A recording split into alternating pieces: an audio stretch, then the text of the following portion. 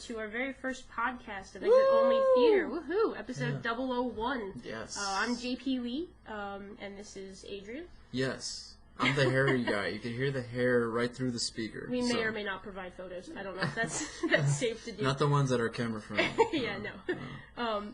Just a little bit about us. I'm JP Lee. My favorite movie is Jurassic Park, and that's pretty much all you need to know to get started for this podcast. Yeah. My name is Adrian. You could call me Age. And my favorite movie today is probably Showgirls. Yeah, that one's a good one. It's not. ADD partner. Yeah, this is what happens. I'm into biscuits. I'm into movies. And in that order. Yeah. If biscuits happen to be served at movie theaters, well, you may see a very fat person on the other side. You might be. That's why we do podcasts. Yeah, so you can't see what I look like. So, yeah, man. So welcome to Exit Only Theater. This was kind of kicked off because we met at the Four Letter Network, and you know what? We like movies. We like working on them. Everything movies, man. And like anybody that's been to a cool movie theater knows that when you see the film geeks, you see them there all the time. Yeah, we pretty much live at the movies.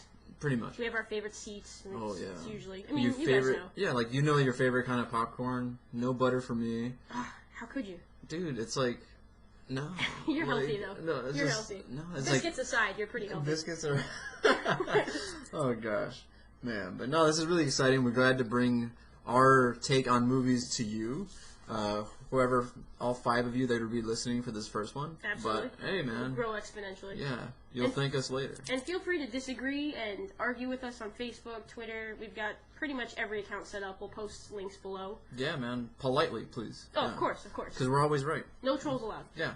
All right, so I think we should start with our news. So we're gonna have a little fun here. So we both decided we're gonna pick a couple news stories that people may have missed. Obviously, Jurassic World kind of just owned at the box office worldwide. Made what, $500 million? And that's being kind, man. Like that thing straight up slapped everything in the face. It was insane. And who saw that coming? Like, I mean, I did, but that's like I said, my favorite movie is Jurassic Park. So I would have seen the movie 10 times if I thought it would help. Yeah. But yeah, I'll start with my first news story that kind of broke a little bit this morning, maybe late overnight. Less of a story and more of a substantiated rumor, if that kind of makes sense. So Damian Lewis, who is of Homeland fame. I heard, yeah. Yeah, so apparently UK bookmakers, William Hill, not really a big bettor personally, so I didn't actually know what this organization was, but they bumped his odds to 6-4, which have him now as like the front runner to win the role of 007. James Bond. Yes. 007. You're telling me the Damian 007. Lewis. Damian Lewis, Ginger, 007. Their name's Ginger. I don't know. I think it could work. I mean, I was on the Idris Elba train. I'm still on that train. Apparently Elba's not even on that train anymore. He was saying back in April, like, I don't think I'm gonna get it, so I'm not waiting for that call. But I don't know. I think Elba's a cool, different choice.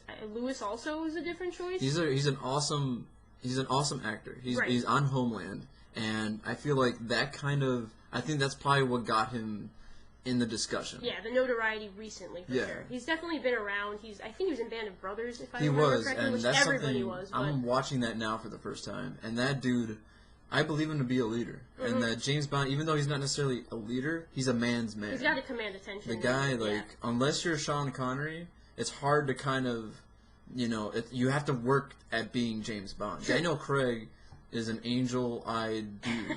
The guy seriously looks angelic. And then all of a sudden you see him, the second the dude just, walks on set with the suit, you're just like, you know what? I'm pregnant. It's over. Yeah, you don't want to mess with him, but you can't stop looking. Yeah. The one thing, though, I will say this about Elba. I think that was more fan-generated, because it's one of those deals where, in my opinion, it's, in the society that we live in now, I think it's like, okay, when can we start getting the first of somebody to play a role that's always been a certain way? Sure. And it's there was a lot of discussions over the last few years that, hey, how come we don't have a minority actor play someone like James Bond? Sure. Like whether it be, I remember when they cast Javier Bardem to be in Skyfall, and I was like, you know what, he would make. I'm glad he's a villain, but he would make an excellent James Bond. He really would, yeah. No, it's a good point. I think you're right. We're kind of shattering ceilings and busting open doors everywhere. So I guess either you're doing it, you're on Elba's train for that reason, or maybe you've gotten used to it to the point where it's kind of cool to think about. But I think either of them would be really cool. So far, all the names I've heard sound pretty interesting, but that was the one that no one really understands why the bookmakers are changing it. Hasn't really cleared up yet. So I think that's more the story than anything else. Is that you're all of a sudden there's a front runner for no apparent reason. And I think it needs to be noted that like it's kind of like it's like, for instance, I would compare this to like someone casting someone as Superman. Right. It's one of those deals where before anybody cast a certain actor, no one's ever going to know who they are, and they're all really going to hate it. So, like, you could go back to the days when Pierce Brosnan was picked. He's like, oh, he's a handsome dude. He could wear a watch like nobody else, but is he James Bond? No, it's true. There's always naysayers. Yeah, for sure. Daniel Craig, I remember, like, when he was cast, like, the dude was a stick. Yeah. Like, the only thing people really knew him in was either Layer Cake or from Road to Perdition, which I know you're a huge fan of. I am. And that dude pretty much stole a lot of scenes from there. So you're telling, like, it's one of those deals where sometimes let the role, trust the role. Right. That's the thing. Like, James Bond makes men out of actors. Like, people, I remember when Daniel Craig was being cast, it was Hugh Jackman that was in the role. That was also considered. He was the front guy's an runner, Aussie. Personally, I would like it to just stay them being Brits. Let's keep it real. Like, I don't want to see, you know, Channing Tatum playing God. 007. Oh, no. It's funny that you say that, because we're actually going to... On that note, we're going to transition to my number one news story. Gambit. Obviously, this is the thing. I'm a huge comic book guy. But Gambit, the new X-Men Universe expansion film, has found its director in Rupert Wyatt. Dun, dun, dun. Oh, yeah. Who is that, you ask? It's Wyatt is best known for his 2011 surprise hit, Rise of the Planet of the Apes. That's the one with James Franco, in case you didn't know. I did enjoy. Yeah, which was actually really, was exactly that. It was a surprise, really well done hit. And I liked it more for Andy Serkis than anything else. But. And he's also known for his most recent feature, the Marky Mark led The Gambler. Which I didn't see. And I did. Yeah. What'd you think? It's good. Mark Wahlberg isn't totally convincing as a college professor. He's not really convincing as Marky Mark, to be honest. This is true. He does struggle in certain roles, but I don't know, he tried his best in that. I'll say that. I don't know if the directing was the reason, but and like circling back to the whole Gambit thing. For those of you who are not really in the know when it comes to comic book movie news, which are pretty much dominate the news now. For sure. Gambit. Well, with a lot of like properties that Fox is playing with right now, because all the X-Men universe is under 20th Century Fox. Right. And everybody knows the X-Men movies. Everybody knows the terrible Hugh Jackman X-Men Origins movie, unfortunately, and whatnot. But ever since Bryan Singer came back to direct X-Men Days of Future Past, there's been a lot of demand for, all right, what do you guys going to do as their the spin-off movies, the individual movies, kind of like how Avengers has Iron Man, Thor, and all that. Exactly. And they don't really have anything planned. So what happened was, most recently with Ryan Reynolds, he's been the only guy campaigning for a Deadpool film, and the fans have wanted one. It wasn't until like it's one of those where it took an internet leak of a video for that to get made. Channing Tatum is doing something very similar, where he single-handedly has been campaigning to say, hey, it'd be great to see Gambit on screen, and I'm going to produce it. And, if they let me, I'm going to star in it. And the studio at first was like, well, this is around the time when Magic Mike was coming out, Foxcatcher was coming out. So they didn't know if they could make the gamble on him yet. Yeah, they were like, you know what, let's see what he did. And everybody saw Foxcatcher, to have a great performance, Absolutely. For Channing Tatum. This is the thing, Channing Tatum's not known for his acting skills, obviously. Right, so when he's exceeding expectations, it's like, you know what, let's, maybe he gets it now. Maybe he's good. And kind of like with Ryan Reynolds, this guy's been campaigning hard for it, so you must assume, look, this guy has an idea of what he wants to do, he's committed to it, accent down or not, like, physically, the guy is Gambit. Right, if you I know him, Gambit, most from the animated cartoons, and I look at Gambit and I look at Channing Tatum, I'm like, put a trench coat on that dude, that's Gambit. Half the battle is looking like them. The other problem is, the other half the battle is the acting chops. Like, the guy... He's developed. I'll give him that. Yeah, this is I haven't seen Magic Mike, and I'm not probably going to see XXL. Well, that's more of my forte. So yeah, so I'm like, let me know if the guy can still if he could charm us with his words rather than just his just his freaking hip hop dancing hips. I mean, yeah, that's enough for a box office draw. But I will say, I don't know if you've ever seen A Guide to Recognizing Their Saints. No, I have, and you know what? A Guide to Recognizing Their Saints. And that was and I completely agree with you. That was his best performance of his career, and it's like one of his first movies. Very solid. He was very young, and it was one of those gritty roles that works out. I don't know if that plays to the Gambit thing, but and I think it does. Okay. Not so much from the character, like, where he's frustrated, but he's an outsider, and he's a total outsider, and obviously we both agree that you should watch A Guide to Recognizing Your Saints. Absolutely. And if you watch that role, he plays a dude that, I'm not comparing him to this actor, but you watch something like A Streetcar Named Desire, and it does have shades of that for sure. Yeah, and and you look at Marlon Brando's character, where he's just like, you don't know what's gonna take him off. You know what? Like he holds the screen. That movie stars Shia LaBeouf and a bunch of other actors that you'll recognize now. And Robert Downey Jr.'s in it, and I remember Channing Tatum. And that's the thing. There's potential there. Right. But now, and the big thing now is we have a legit director who isn't just going to make you a run-of-the-mill superhero movie. Right. And X-Men, X-Men Origins aside, there's depth in and obviously X-Men Last Stand was terrible too. But think about that. When Bryan Singer, and we'll see with Deadpool, but I'm trusting the direction they're going to go. No, I agree. My next news story is kind of a pivot toward the Star Wars world. It's kind of a twofer, and they're less movie related and more just how the Star Wars universe is evolving in terms of technology. Yeah. Two things. One is that ILM is teaming up, and I have the article. I can post the link later. We'll just keep it short, but ILM is actually teaming up to try to create sort of a virtual reality realm. Oh, yeah. And they're basically creating... It seems from the video I watched that they're doing something like what Nintendo Wii U is doing with their technology, and creating a virtual world that you can step into scenes from your favorite movies.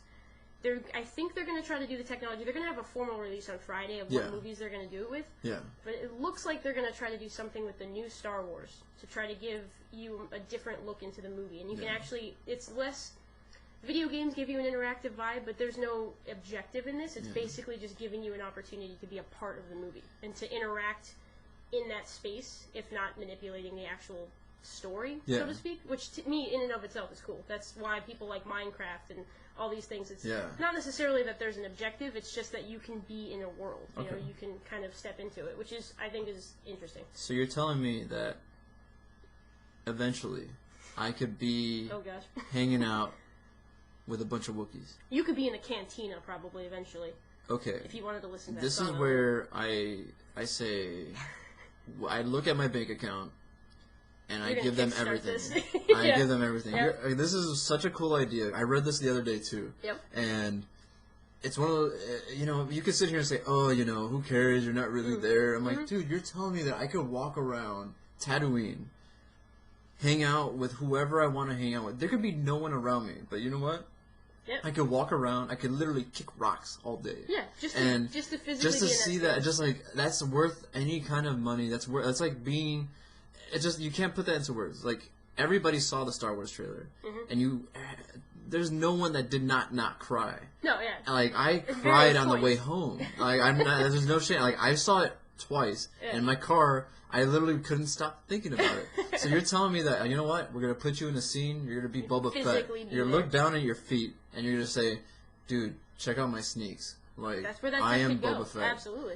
And that's cool to me. Yeah, I think that brings the movie experience to you. And that's what fans want. Like, these kinds of movies, you want to be in them. Absolutely. So. It's an ever-expanding universe, so. Yeah. My other part was that it's a short reference. We don't even have to go into it too much. Yeah. But Star Wars Battlefront, they just did an exclusive clip of the gameplay. Oh, my God. I completely nerded out. And I'm not even a super Star Wars fangirl. Yeah. I mean, of course, I appreciate the first 3 films exponentially, but... Yeah. Star Wars Battlefront 2, the video game from PS2, my brother and I played all the time. And I thought it was like I mean, it wasn't perfect, but it was just so fun. Yeah. They have made this game incredible. It just looks like you're in the movie. It looks like so much fun. It really does. Yesterday, because obviously well, if you're listening to a podcast like this, E3 is going down right now. Right, of course. And like, you're paying attention to it. And I remember yesterday looking at my Facebook feed and I was saying, oh, catch E3. So I opened up the YouTube the stream, and they had a number of links, and they were like, "Oh, check out Mad Max, the Mad Max video game." And I saw the trailer, and I'm like, "Oh, that looks cool." And then you pull up the Star Wars trailer, yes, and you hope that you brought an extra pair of pants, because it looks amazing. And this, like, not only just visually, but the story looks cool. Everything just bleeds Star Wars. Yeah, absolutely. And they totally, like, this is the thing, Star Wars hasn't even released a movie yet. Yeah. And they've been on fire. Like, George Lucas, obviously, career rest in peace, but we're, like... sold off his entities, but, made his like, billions. they get it over there. Yeah. And, sooner or later they're going to be wise, and they're going to hire me, because I can totally clean their floors and, like, be happy. Just be around it. Yeah, they get it. It does seem like they do hire, every generation is just people who grew up on Star Wars. So I feel like you would be the perfect kind of person for that, because it seems to be there a bunch of you out there doing that. Yeah, I clean. Oh gosh. So what's your next My number story? 2 story, and this is one that I know is not even on most of people's radar, but it's something that deserves notice because it's falling apart. Yeah. The other day, Jack Houston, who many of you know from Boardwalk Empire, dropped out of the lead to play the Crow in the new Crow adaptation that's going to be coming out from the comic. Director Corin Hardy, if you don't know him, it's because nobody knows him. Right. He's the director of this movie. He hasn't directed anything that anybody would know. Not even I would know, or he would know. I don't know. But basically, this is news to me because this project has been in development for about 2 years now, and they can't lock down a lead. Really? Nobody wants to touch this character. Like, originally when this came up, they went after Tom Hiddleston hard, and he was, like, deep in talks. He leaves. Who's next? An in-demand person. That's an in-demand person. Yeah. Who's next? Luke Evans. Luke Evans was literally, like, when he was filming Dracula, or Dracula Untold, which will go untold on this podcast. Yep, that's only mention it will have. He was like, dude, I'm excited for this. This is exactly, this is the kind of project I want to be a part. He leaves. So it's like, okay, you have... What's going on? What's going on? And now Jack Houston leaves. It's one of the... Or Jack Hudson, however you want to pronounce it. It's one of those things that... This has nothing to do with the fact that Brandon Lee was the original guy that played it's not like Eric there's, like, Draven from 1994. No, there's no jinx. The problem is that... And from the way it looks to me, is that this is a project that, if you took the name Crow away from it, this is a stupid project. And I'm putting that lightly. Because I guarantee you, no matter who you have on this, they're going to get it wrong. Because my brother is, like, a huge fan of these. I remember him drawing, he's a fantastic artist. And I remember that this was, like, a huge inspiration for him. The thing is, like, nowadays, it won't even come close to the 1994 original. Yeah. And, like, I'm not one to be like, oh, don't make a new version of something. Like, at the end of the day, you always had the original. Like, go back to the original. Right. But this one just looks stupid. It's a waste of time. You have probably a shitty story. Oh, excuse my language. And, like, you have a dumb story, and you're just like, all right, let's compensate that by overpaying these star dudes. And... just give it up. And, like, now, like, Variety reports that they're pursuing Nicholas Hoult, who was most recently in Mad Max Fury Road. Yep. Praise Fury Road. And the really hot actor right now, Jack O'Connell, who was in Angelina Jolie's directorial, showing. I forget what it was called. I didn't see it. Yeah, I didn't see it either. But, like, the guy's a really hot name right now. It's like, for him, this may be a good project for him to see, what he has acting-wise, just push yourself, but... I'm done with it. It's a done property. Leave it alone. Fair enough. Yeah, and in this current landscape of remakes galore, I mean, even TV shows are being remade. Yeah. It's probably going to happen regardless because it will make some amount of money and they'll just put it to rest after they've ruined it. But yeah, like you could do something like you could probably Netflix this bad boy, and you can make this a series, but. You're competing against the likes of Daredevil now, especially now that they cast the Punisher, which is a very similar storyline, except this dude is technically, he's alive, just wait till it's right. Don't just do it just to do it. That's it. Didn't they get Shane from The Walking Dead, right? They got. He was a pretty intense I like to call him Shank Barenthal because he is Shane. Yeah, he really is. Shane, and that's also great news too. But it's disappointing because you keep going after these actors and you're just like, you're kicking around this property and treating it like crap. Mm-hmm. No, it's true. Yeah. It's true. I mean, so for me, my third story was just kind of a throwaway thing that I thought was kind of funny that it's definitely far from perfect now, but it would be kind of hilarious if they actually did perfect it. Get at me. So it's not available in the U.S. Oh my. But in China, hold on 1 second, the computer's been turning on and off. They're introducing the Pizza Hut Blockbuster box. Ooh, what's Okay, this? so I don't think I heard about this. The level of intrigue is somewhat fake. No, I'm just kidding. Okay. It is. I actually had to make sure it wasn't like a faux story because I was actually worried that I was kind of being, bamboozled. Exactly. But it's Pizza Hut, I guess, is looking for a little extra dough. Yeah. Well, oh gosh! Put it in the jar. Okay, so that was awful. Yeah. But what they're doing is they're essentially taking their pizza boxes and making them into projectors. Oh yeah. So this was something that broke a couple weeks ago, but I guess it's officially been set as a launch date for China or something. I don't know. It popped up again recently as another article. Yeah. So I was like, hey, let me get on this and see. Would it even be something you'd want to do? Because at some point you have to pop the lens out, put it into the box, and then put your phone into a greasy pizza box, and then hope. Which happens all the time. Yeah, which is totally normal. I mean, it's a scenario that seems to make complete sense to no one. But and then you project a decent quality film out of your phone. So unless you have speakers, you're not really listening to anything of quality. So it's just kind of like a weird thing. But I think it's fun to see different industries outside of the film industry try to do something different involving film. So. It's that's there are a lot of things I want to do with my pizza box after I'm done eating pizza, and making it into a projector is not one of them. No. No, it is not. But doesn't mean it might not work eventually. It may not work eventually. I think it would look cool if they built one that looked like a pizza box. I think that'd be kind of cool. It's like, oh, cool box. And then it's like, no, I just literally finished eating. And, we're going to use your phone tonight. It's just like, oh, great, Yeah, for sure. Dude, no, but that was just like one of those little things I was like, that is too funny not to mention. Alrighty. My last bit of news, and our last bit of news. We're going back to Star Wars. Nice. Star Wars, according to this, Lucasfilm is circling a very hot director right now for its potential badass Han Solo, Boba Fett anthology movie. Really? Which is the second anthology movie, not Rogue One. Okay. Rogue One. Okay. But they're pursuing female director. Yeah, I'm saying that not as like a surprise, but this is a really hot director right now. Her name's Michelle McLaren. She's been formally linked. She was actually signed on before this one.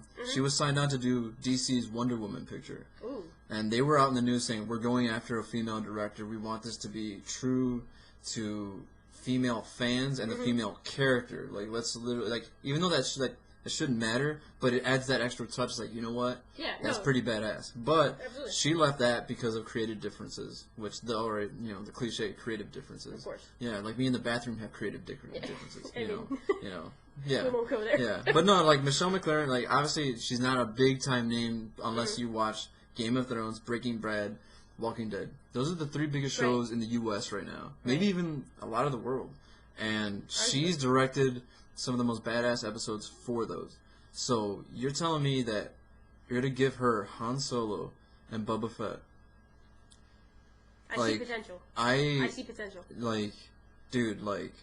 That's pretty cool. So I'm like, I think everything that Star Wars is doing right now, and I'm going to touch on this a little bit later. That's a hint for what I'm going to be talking about later. Sounds good. But everything that I said it before, they're getting it right. They're not going after. They're going after the best talent available. Right. And this, for DC to be going after her for the Wonder Woman picture, the one character from DC we have never seen on film, never. And you picked her originally, and she walked away. Not you. Oh, you know what? She's whatever. Right. No, she walked away. Exactly. Probably because of this. So we're just that's something to keep your eye on. Stay tuned to our Facebook feeds, Twitter feeds to see if she actually officially signs on. But this is exciting. Yeah. But speaking of exciting, we're gonna get after the movie that dinosaurs? we're gonna be talking about the movie everybody has been watching. Yeah. All right. Let's get on it. Age of Adeline. Oh, no. No. Harrison Ford's a little upset at you with that. I think he's upset at himself. He might be. But no, we're talking about Jurassic World, the movie that made a ridiculous amount of money. I know you saw it coming. I don't think anybody saw it breaking Avengers records. Like, it was projected, I think, for like a 160. It amazes me, but like I'll get into it a little bit later. But let's talk about the film. This is our review. There's gonna be spoilers in here because, dude, it made $500 million. If you haven't seen it, where the hell have you been? Like, without a doubt, and that's kind of the context of why we start these podcasts on Tuesdays. Is that it hopefully gives you guys a chance to, see the movie, and then you can figure out if you agree. And it's also Taco Tuesday, so it's a perfect time. We have to sit down. Pair them together. That'd be perfect. But here's what my take on it. First of all, do we want to give a quick, brief plot synopsis? Or yeah, we can give. Yeah, okay. So, I'm not gonna lie, the human characters do not matter in this movie to me. I'm gonna name them by their actors' names. Chris Pratt shows up and totally becomes Indiana Jones, and he's training these raptors to be his puppies. He's like, "Look, I got you guys." In comes InGen, and they're like, "Look, dude, we could totally militarize these dudes, unleash them on the Taliban or whoever the hell is messing with us." And he's just like, "No, bro, you can't do that." And the dialogue is not much better than what he is paraphrasing. No, not at all. And then in comes, Bryce Dallas Howard, blah, blah, blah, blah, blah. Take two. Yeah, Bryce Dallas Howard. Ron Howard. Her character, yeah.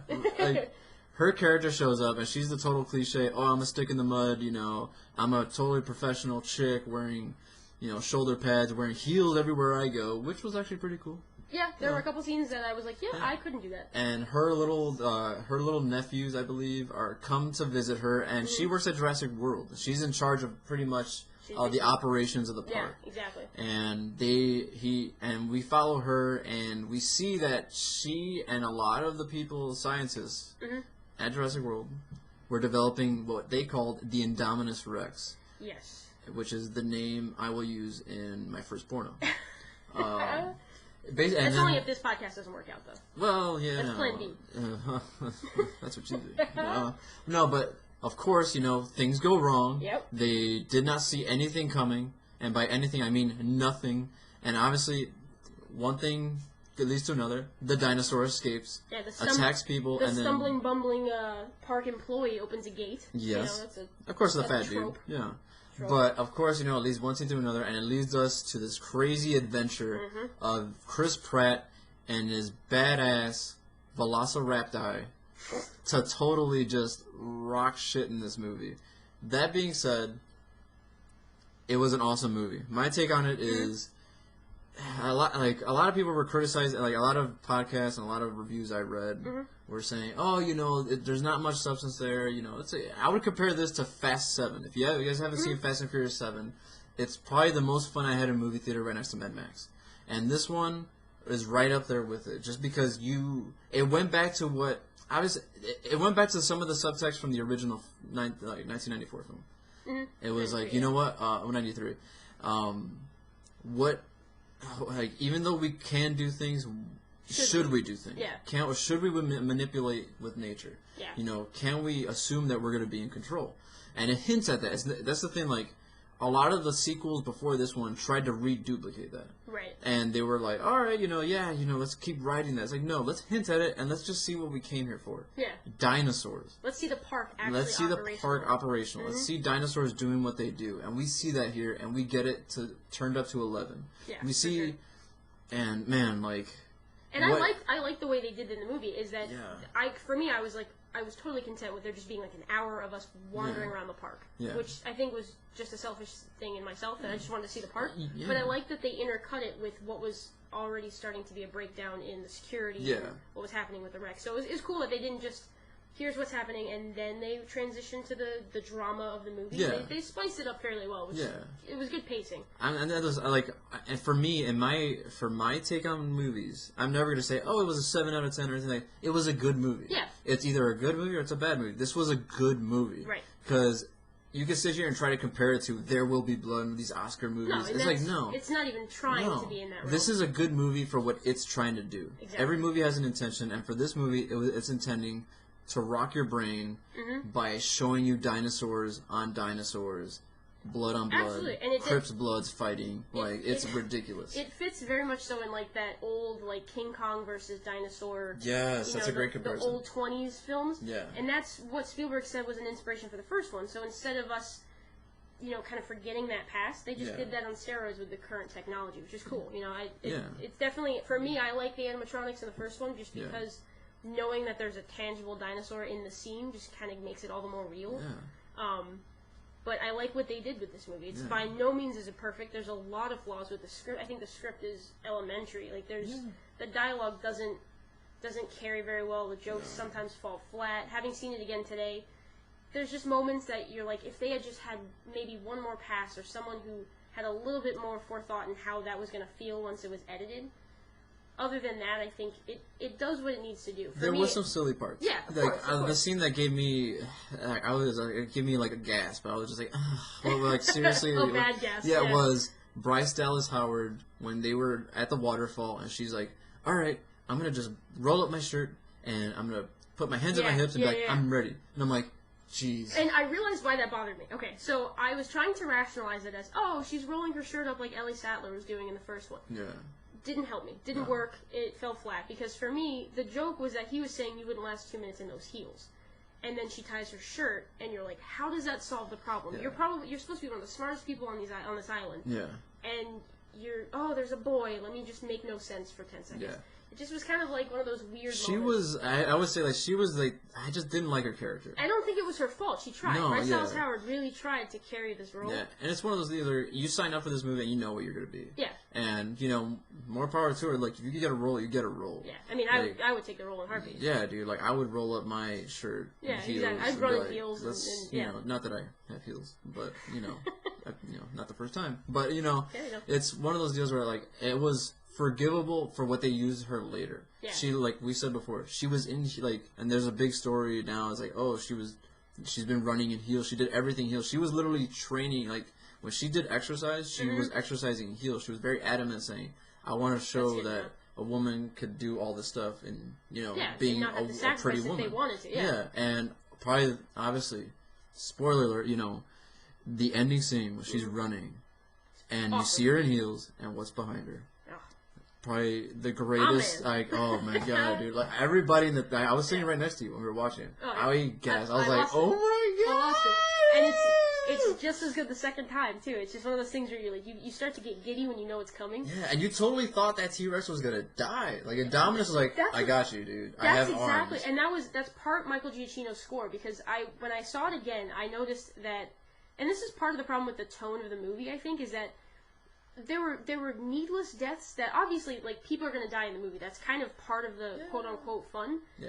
It's just that... That's why they were hired at Jurassic Park. Like, this guy, you know what? There's a clause in your contract. Like, you may or may not be eaten. Like, there's, you know what I mean? Yeah. But at the same time, like, for example, the assistant's death sequence, hilarious, crazy random, over the top. I liked it. Yeah. But at the same time, I had no emotional attachment to that moment. Yeah. Whereas when the T-Rex is sitting there, spoiler alert, and like you said, he's basically almost getting chomped on. Yeah, and then who comes? Oh, dude. Was it blue? I don't know. It was blue. It had to be blue, It was like, dude, like, he just shows up, he's like, you don't, like, I'm going to restore balance, ass. Yeah, like, dude. For sure. Like, and you're like, what are you going to do? But you're just like, you're going to do something. I mean, you're a raptor, come on. And he just, like, he's like, I'm going to take this guy on solo. And I'm like, okay. And then all of a sudden, tell me why, like, Whaleosaur, I'm going to call him. I was going to say, that dude stole. Like, he was like the old man of the sea. He was just like chilling out. He's like, I'm just gonna restore balance. That dude's not gonna eat for another like. He doesn't need to. To the next movie. Oh, yeah. He's like, you know what, man? He's snacking on people a couple hours earlier. I'm just like, thank you, Pterodactyl, for bringing that random girl that died pretty horribly. But you know what? It was not. That's being said. It was pretty violent. It was a very violent. It was a violent film, and like I kind of like that. Yeah. And especially like when Vincent D'Onofrio, if you guys don't know, is the big fat dude that gets eaten by the raptor in the lab.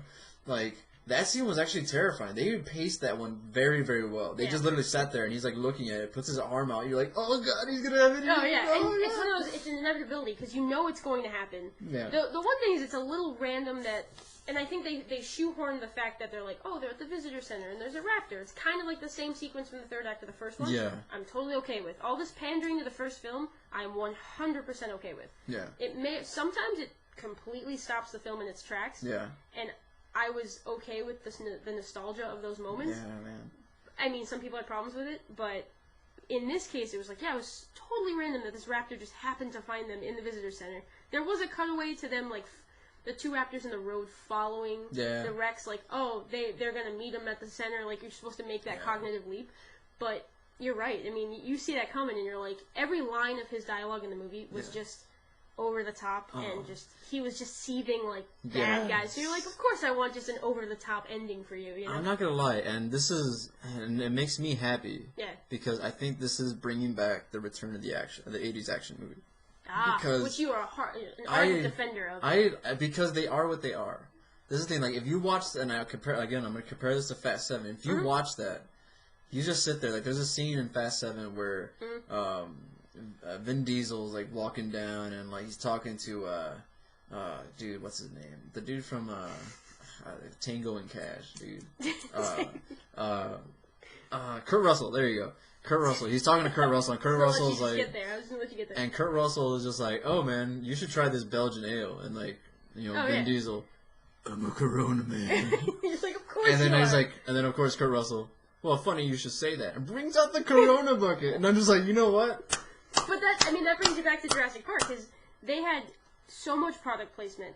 And I read articles about Trevorrow saying, he's like, you know, we did that intentionally. Like, a lot of the times he said that a lot of the products didn't even reach out to Jurassic World. Yeah. I'm sure some of them did. Like, the Starbucks cup, you know, just gratuitously in almost every scene. But a lot of the stuff, I thought it worked in the favor of, this is what we've come to as society. Like, everything is sponsored. Yeah.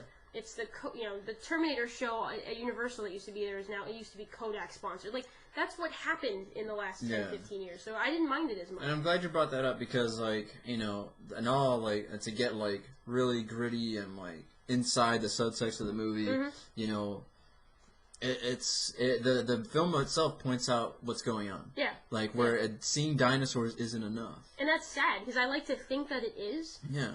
But even I looked at it, and it actually almost helps that they were CGI most of the time, because then I was almost desensitized. Because we have grown up with CGI becoming the standard. Yeah. It almost is exactly like having dinosaurs. We've had that breakthrough. Yeah.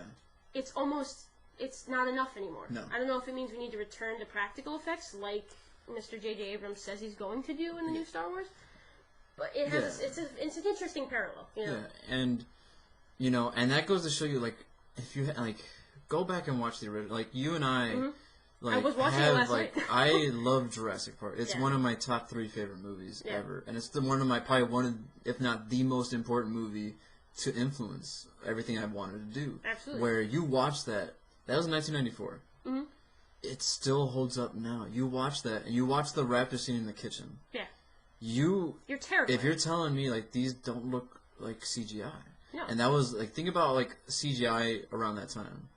Like, it was terrible. Aside from Terminator 2 and even that, it was garbage. Terminator 2, I mean, if you look at the stuff that was being produced before Jurassic Park, the idea of doing something physically real, like an animal with texture and not metallic and not... No, not at all. It seemed impossible, you know what I'm saying? Like, I think... And I watched all the way up to the T-Rex sequence from the original one last night. Yeah. And, I mean, I tried very, very... very hard to kind of see if it was animatronic, if it was CGI. And you can see it if you're really looking. Yeah. But if you just watch the movie as just a fan, you still can't tell. And it was the genius of doing those sequences at night, which is why I like the end sequence more than I think almost any other sequence in this film, is that you could sell the drama and the what if you can't see everything that's around you. And that's like a subtle little, you know, for those who don't know, like when you edit CGI, when you edit effects, it's better to do it darker than anything. Because, like, think about it. When you have more light, you have more detail. It's unforgiving. Yeah, that's why, like, when you see a lot of girls taking selfies, dim lighting. Yeah. I mean, it's an interesting parallel, but it's true. I mean, It definitely was something I think was necessary in the first film, and I Yeah. think it was helpful in this one too. And you know what, man? Like, more power to them, because this was a fun movie, and Yeah. like, it's, like I'm not gonna sit here and say dumb yourself down. Just No. have fun at the theater. Yeah. And that's what the movies is all about. Hold Go exactly. and have fun. Hold your pretenses back a little bit. I think the one thing I wanted to reference that I thought as I was watching the movie that I really wish they had done Yeah. is that the scope of the movie is so big. Yeah. And there are a couple moments that the score. Actually, I was telling you the other day. The score to me is much better than it feels in the movie, if that makes sense. Okay. Whereas if I listen to it on its own, which I have been doing on Spotify, it's Yeah. on Spotify, guys. Is that I'm moved by the music, Yeah. and I don't know if the scenes that those moments were chosen for made Yeah. any sense. Like I was listening for the main theme. Obviously, he incorporated a few They times. didn't use it that much They at all. didn't use it that much, which is fine because I didn't Yeah. want it to be like overt. I didn't want when the spoiler alert, when the T-Rex runs out. I didn't necessarily want it to be the theme Yeah. because I didn't want it to be that heavy-handed. Yeah. Because there were moments that were already pretty heavy-handed. Yeah. But there was a moment where they played the main theme and it started on the older brother's foot, Yeah. and you're like, what? Why do I need to see a Converse sneaker with this majestic music in the background? And Yeah. eventually it developed, and they're on I the hated monorail. that character too. And That was just such a screw that. He But was, you know, yeah. he was a jerk, and there were moments between the two of them that felt like they didn't necessarily they cut scenes out. You can tell, like he's like, "Do you still have the matches?" Yeah. Do you, Oh you know, my oh, god. you jumped, and I was like, was that a throwaway to how Timmy jumped in the first one, or was there a reference to the kid being afraid of heights that we didn't know? Yeah. There's just little details like that they were like, well, this movie's already too long. Let's just chop out the context of the heart of the movie. Yeah. You know? And it speaks to how triumphant those action scenes were. Like Yeah. you can sit here and like make fun of action movies, but those things are choreographed. Yeah. Especially with animation, you pretty much like You have to be you have intentional. to act it out. You're Yeah. like, all right, let's see how this would look. You can't that just takes shoot skill. scenes. You have to. No, those it's things like aren't there. You know? it's not a Michael Bay movie. Let's put a bunch of like You're right. explosions and like He just see puts what's steady up. shots and hopes No. everything can be filmed. And like that goes to show you like how well executed the action was. Yeah. Like this film is never going to be nominated for an Oscar. Screw the Oscars, first of all. But like that shouldn't be a gauge to how you measure a film. No, you had I have fun. contentions with that. But If you went through your bucket of popcorn and you keep digging and there's nothing there, but you're like keep digging because you can't take your eyes off the screen. Yeah, yeah. They did something right, and that's what this movie did. Absolutely. I mean, I think the gyrosphere scene was, I think, one of the strongest scary sequences. I think That was horrific because when you see all the like you could imagine being at let's say you're at Animal Kingdom, Yeah. for instance, in Disney World. Mhm. And let's say you have a bunch of people sitting around because they're like something's on the loose. Let's say a tiger got on the loose. Yeah. Then all of a sudden, like that was kind of actually frightening. Like you sat Absolutely. there, like you're watching all these people there, and you're just like, oh my gosh, like Yeah. these people are they're legitimately gonna get hurt. You Yeah. didn't see anyone die, but you saw people get picked up and not put back down. No, absolutely. And then for me, the sequence with them in the hamster ball. That was actually pretty cool, and I could see them building that for a ride. Oh, absolutely, Yeah. absolutely. I worked at Disney World, disclaimer. So for me, I know how that kid felt when they closed the ride, and he's like, seriously? And didn't know how to react to, like, thousands of people staring at him in, like, anger. Yeah. That is the worst feeling in the world, is telling people at the happiest place on earth that they have to leave. Yeah. But I think that sequence, to me, reminded me a little bit of the the Jaws sequence when Sheriff Brody's son goes into the little harbor. Yeah. And yeah. you find out that the shark is over there, and the wife freaks out. And it's kind of how Bryce Dallas Howard is like, where are they? What do you mean you lost them? And it's like this nice intercutting between the two. Yeah. And then the sequence develops. It's Yeah. kind of just nice. It wasn't just like, I don't know, I just really appreciated that they didn't force feed this scenario and then move on to the next thing. They really did balance out what was going on. So I appreciated that. Yeah. Well, like, if there was one thing that you would say this needed, what would it be? Spielberg 20 years ago? No, I don't know. Trevor did a really good job, so Yeah. I can't say that. I honestly think that it needed from beginning to end to have a more focused screenplay. Okay. And if the writing process just needed to be, Yeah. and it's, I mean, you could see the Jurassic Park 4, quote unquote, was in development for like 12 years. So Yeah. it's bound to happen that it may not have had the original story idea, obviously, but I think that was the biggest problem, was that they were trying to cram so many story plots, but they didn't want it to feel too heavy. But then by doing so, it was just it didn't meld the way that I think the first one's writing was even better than this. Yeah. So. Well, yeah, the first one, it's hard to like when people obviously whenever you make something like that, that let's be real, had a forced sequels put on it, had forced sequels. No, it's true. And it's one of those where you're going to compare it to the first one, and it's hard to like Jake Johnson's character, you know. You saw him. It's like he said it himself. It's like nothing's gonna be like as good as the original it was part. So self-referential. And it's true. Yeah. And they got out of the way. But I think it's interesting to kind of look at the numbers for this year, the box office numbers, and see what people are wanting to see. Fast 7, you know, Mad Max, and you know, Pitch Perfect 2, Pitch Perfect 2, Avengers, and then now this. It goes to show you people are into cartoony stuff right now because they don't go to the theater and say, you know what. I need some Age of Adeline, which did good. No, I'm not gonna lie. I said it jokingly, but for that movie, you know, people want to either people want to get the feels or they want to get chills down their spine. It's that time of year, people are expecting. Yeah. Even if it's overload, they want something to affect their senses. Yeah, and honestly, like being the fans that we are, we want these kinds of movies because you never know what you're gonna get. Look at the first Jurassic Park. Yeah. Like, it was based off a novel, and, like, obviously, like, a lot of serious directors wanted it. James Cameron, and he been on the record saying it would have been way more violent. But then Steven Spielberg comes in. The book was. The book was much more violent. And Steven Spielberg signs on, and taking a bold move saying we're going to use animation. And a lot of people are like, oh, he's going to make a popcorn movie. Oh, gosh. It's going to suck. But look at the movie now. It's it's a classic. And it holds up, and I think that's what Spielberg's greatest trait was. And I think he's lost sight of, maybe just with age or with the projects he's chosen to do in the last 10 years or so, is that his best trait was making B movies that were too good to ignore. Yeah. All of the Indiana Jones movies, if you watch them, they're just really well made. Yeah. And they don't have any self-pretense. They're just trying to be good movies. And that's what Jurassic Park was. That's what Jaws is. They're all just, they're well written. They're not pandering. They're all movies that could essentially work for children, even if they are terrifying. Yeah. He doesn't insult kids, but he also doesn't alienate parents. He had this perfect balance where Chris Columbus can be a little too family friendly. Yeah, I agree. James Cameron, I think now has become very family friendly in a weird way, but well, that's just, I think just Avatar.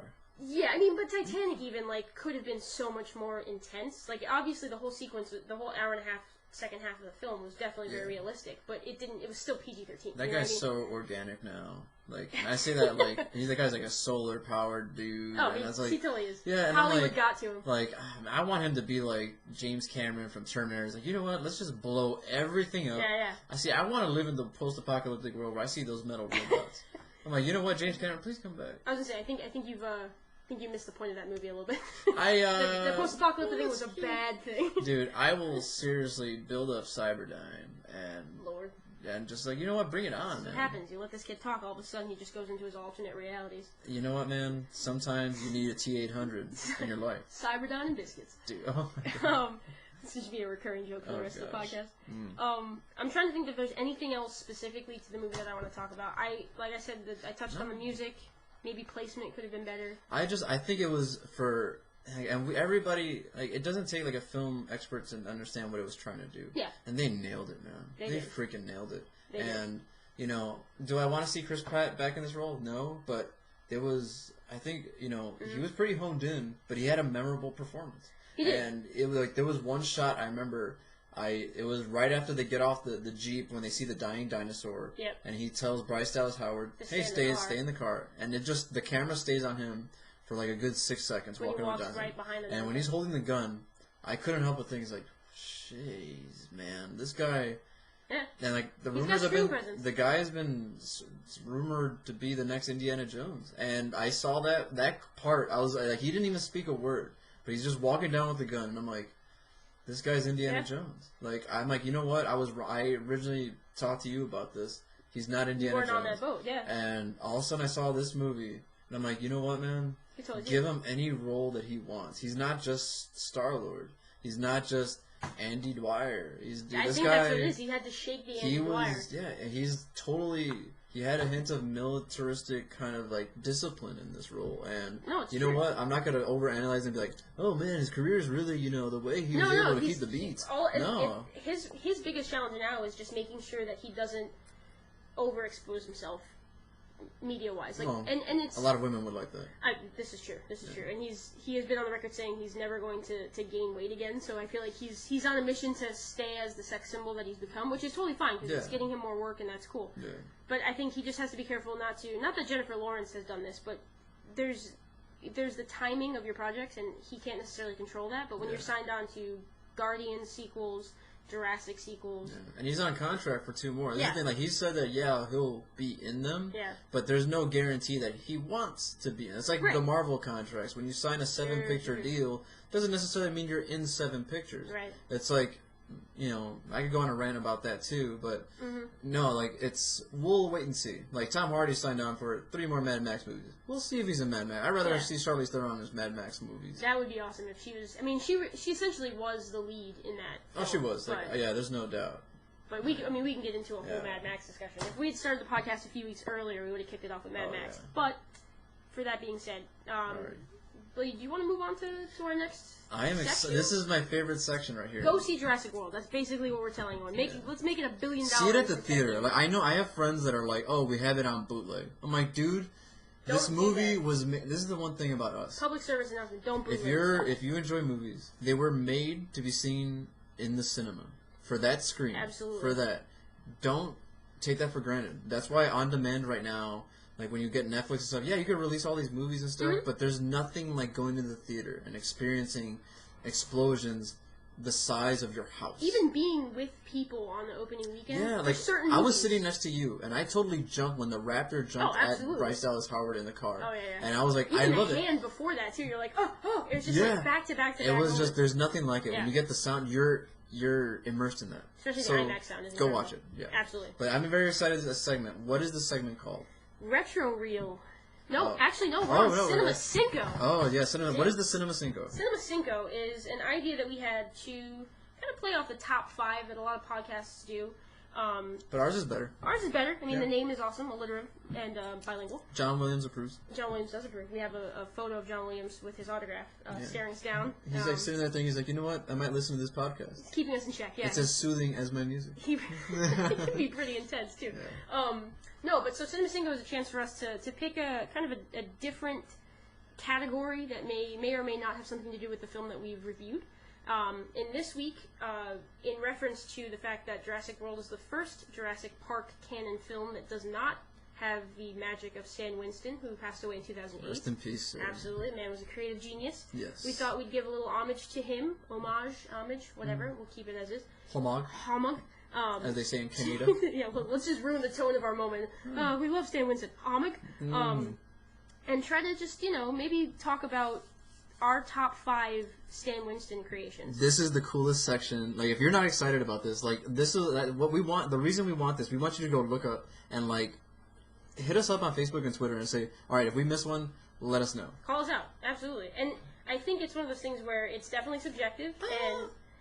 But you're wrong. I'm totally gonna be wrong. I don't even know her list. This is the thing, we don't know each other's list yet. No, we don't. That's kind of the fun part for us. Yeah. So what we're gonna do is I'll just go through my 5 fairly quickly, so that we can keep this thing moving along. Alrighty. And if you're just like, what? Well, we'll compare, and we can post these online later. We'll show you. Maybe we can just put the top 5s up there, and you can laugh at us if you completely disagree. Alright. But, I mean, whatever. I think I'm right. But we'll see. Okay, so my number 5 is a personal favorite of mine. Okay. What is it? Galaxy Quest. Oh! The Creatures of Galaxy Quest. That was a high five. Yeah, crack! Dude. We probably just broke the speaker on our mic. Man. This was one of the first movies, this was one of the first movies I saw where I appreciated satire at 11 years old. You know what I'm saying? Like, it was one of those movies where I did not realize how funny that was, and the movie holds up 15 years later. But the reason why I think the movie works so well is the fact that Stan Winston is subtle in this movie. I mean, obviously Saris as the bad guy, it's over, it's crazy, he's got things moving on his shoulders. That guy's juicy. That's the way I would describe him. He honestly juicy.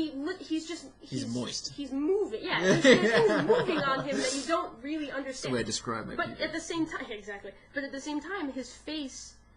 It moves. There's still movement in the actor's face. There's life in there. When there's balance between the two. Oh If the actor is not constricted by the pieces of stuff he's wearing, all power to it. That's as long as it's not getting in the way of the performance, which is awesome. And I think the best part of his work is the fact that he got Alan Rickman, and I'm sure it wasn't him personally. Number 2. Exactly. Number 5. And I mean, we could just do a podcast of him as Alan Rickman. This is Adrian as Alan Rickman, ladies and gentlemen. You're welcome. That's pretty good, man. We actually have Alan Rickman here. I don't know if you know, but hello. Rickman project. So that I think him having that prosthetic alien head thing, and the best part of it, and it's not that it's Stan Winston who helped with the script or anything like that, but it's the fact that he wears that throughout when the gig is up. Like, they know that they're not in these sequences for real, but he still wears it. Even when they're still on Earth, he's home in his, like, crappy apartment, and he's sitting there, like, drinking, and he still has the head on. I love it, man. It's just so great. It's just like he's delusional, but he's depressed, and it's just like this stupid thing is perfect on his head. It's one of the greatest, like, tip of the caps to nerds everywhere. Absolutely. Because, like, it's just everything about that film is great. It's on my list, too. Like, Awesome. I'm not even going to talk about it, but, like, it's amazing. And that's another thing, is if we have duplicates, we can kind of just bounce back and forth and then kind of move it going from there. But that's my number 5. I had to put it at 5. I would have put it higher personally as a personal favorite, but I had to tone it. This guy's a megaton amazing guy. Oh, for sure. So my number 4 is Iron Man.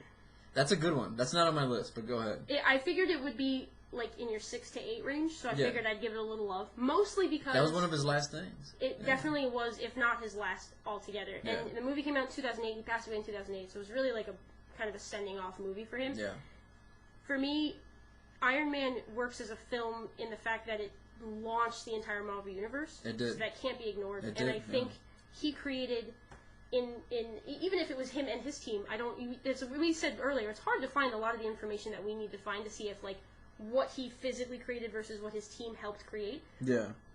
But the Iron Man suit that he creates when he's a prisoner is awesome. Looks real enough to have been made with the parts that he had available to him, which I think is hard to do when you have kind of this, like, I don't really have a budget, I have this nice studio, but let's try to make it seem like I am in Afghanistan trying to make something out of this. So that was really cool. Like, and this is the thing, like, when you have a property such as Iron Man, you need to make the movie, and he's the Iron Suit, you have to sell the Iron Suit. It cannot be, like, you saw with Green Lantern how not to do a movie about some dude wearing pure green. Absolutely. This guy built he made Iron Man cool. This is the thing, like, in comics, most comic book nerds, he's a B-team guy. Yeah. Like, if anybody watched... that had to be Robert Downey Jr., of course. Oh, yeah, but like, the thing is, it looked so cool. The best sequence of that movie is when the first new version of Iron Man shows up in Galmira and beats the like, I want to swear so bad. There's a couple bleeps in there. Like, he beats the crap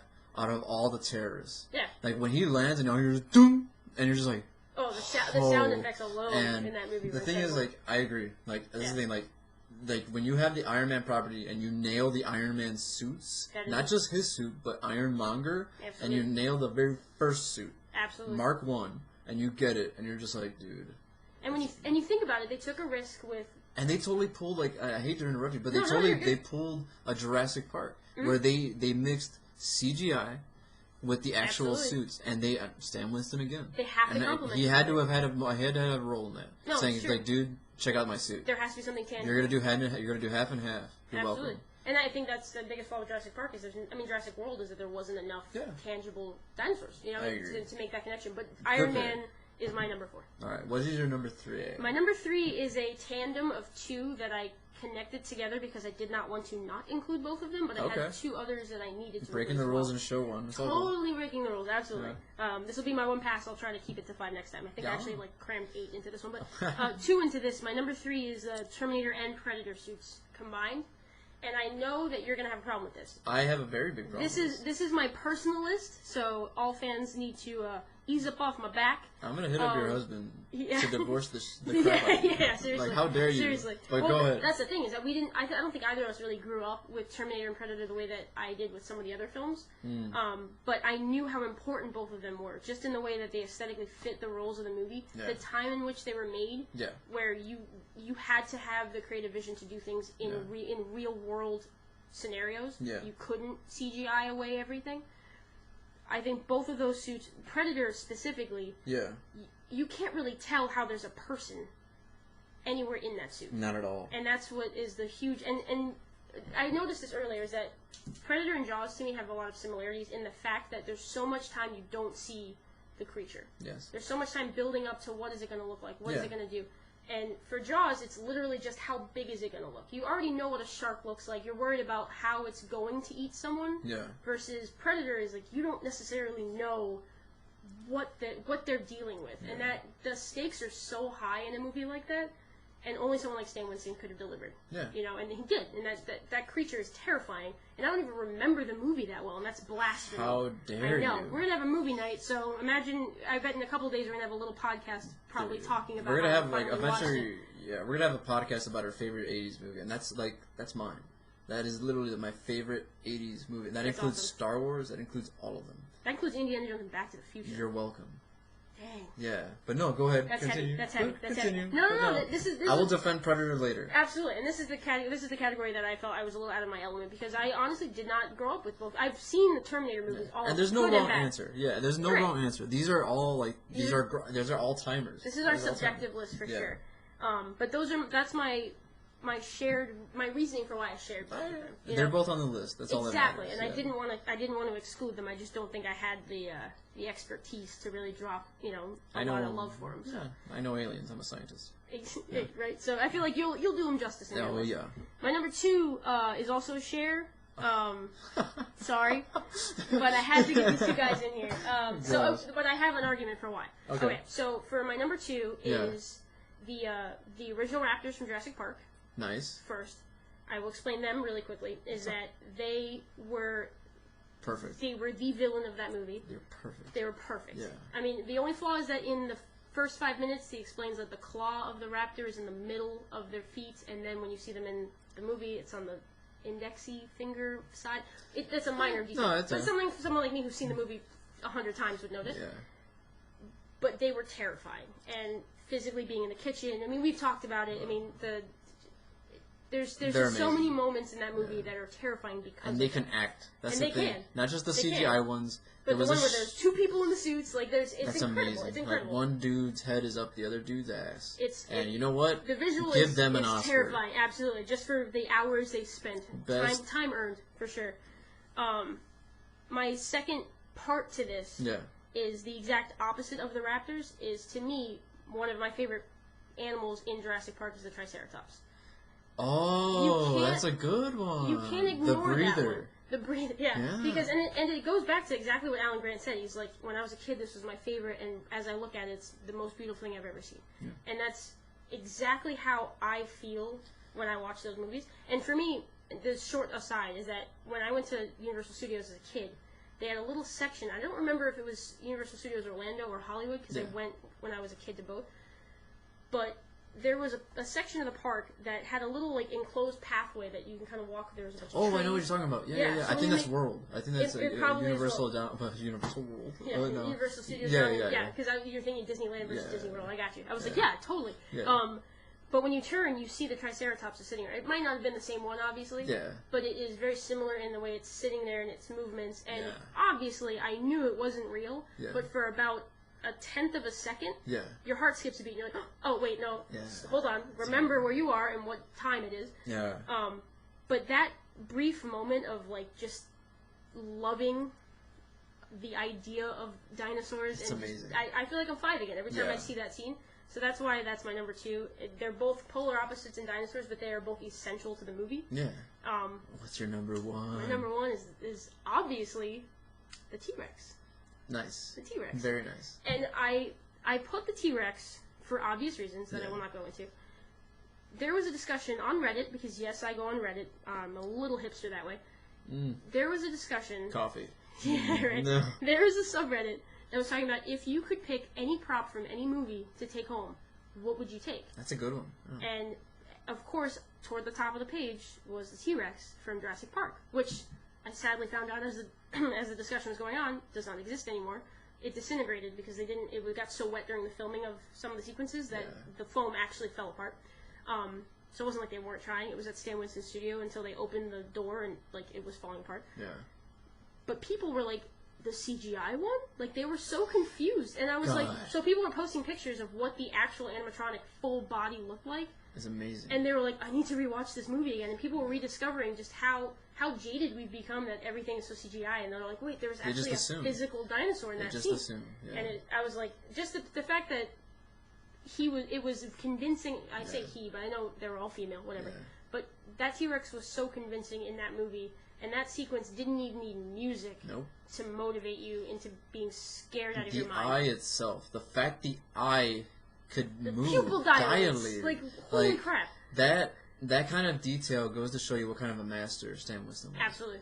And he created like creatures that almost had souls. They did. You felt like they could were act. Physically. They were literally acting. Absolutely. Like it was amazing. Those are my top 5. All right. I guess 8 or 9 if I'm counting correctly. Yeah. But we'll go through yours real quick. All right. I'm sure there's a couple. There was a good amount of them that were correct. That were correct. All right, but number 5, you said it yourself already. Terminator. The Terminator itself. See, I had Terminator ranked higher, so fans don't hate me. No, but like, everybody I ranked it 5 because it was one of the more simpler concepts for Stan Winston. It's like, build a metal skeleton. He could have done anything, but he made this awesome thing that was intimidating when it was walking towards you toward the end of the film. Sure, and it really just had an Arnold vibe to it, which is kind of cool. So it's not a good thing nowadays. No, I don't think it was a good thing back then either. He's giving off my vibe. He's a Mr. Snapchat. That was a Jamaican. I was trying to forgive you for that and talk over it.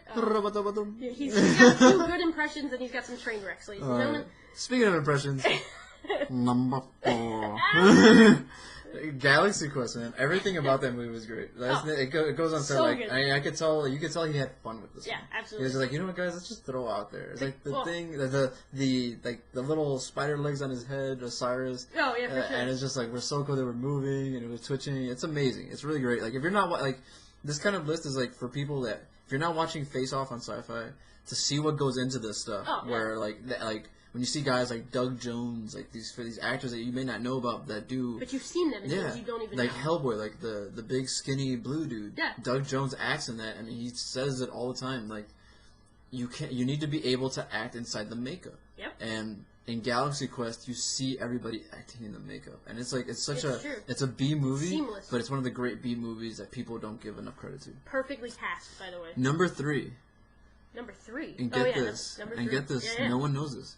Edward Scissorhands. Edward Scissorhands. Okay, so that was a solid 6 or 7 for me. It's amazing. It's like, all right, imagine like Tim Burton coming up to you, hey, bro, like, I was smoking a cigarette. It's like, I want to get this guy with like scissor hands. Dressed like Ian Malcolm. Yeah, it's like I have a friend named Johnny Depp. I was like, give him scissor hands. Kind of Valley Girl-esque. Yeah, it's like Sam Winston, the dude who's coming off like he's in his prime in the 80s. Yep. And that's saying something.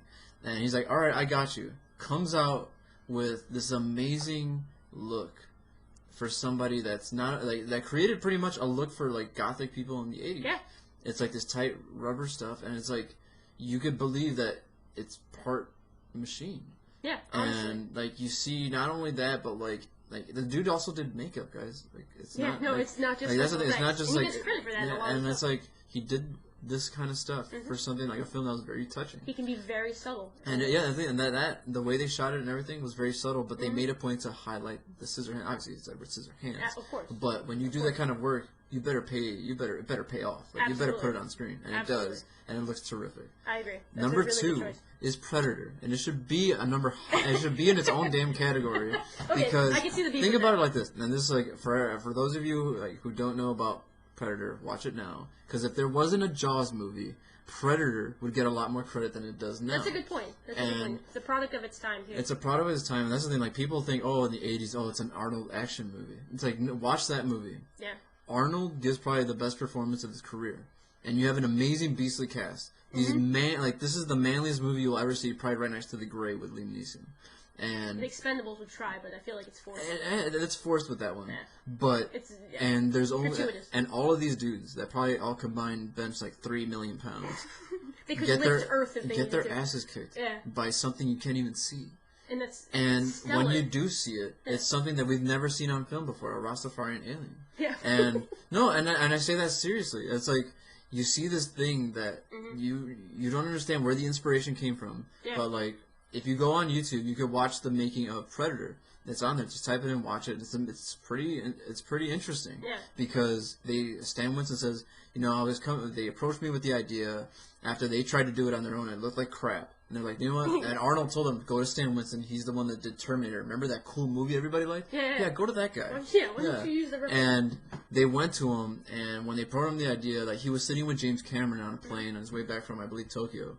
And he said, he was drawing ideas, and James Cameron said, I would like to see something with mandibles. And he's like, being the creative artist that he is, like not going to show his cards. Like, oh yeah, whatever. Oh, and then of course, what does he do? And he's drawing it up already. And he creates this amazing thing that the second he takes his mask off, and the everything starts moving, and like you're just like, my gosh. Because part of you, obviously, you're sucked into the context of the movie. Yeah. But then you're like, how the hell did it they do looks that? amazing. Yeah. The way they shot it was amazing. The movie's amazing, and it pays off because you have a legit. It's the only monster he makes, the only one, and it's amazing, and it pays off, and that goes to show you how great he is. Absolutely. But my number one is a very obscure one. My brother will know what it is. My cousin knows what it is.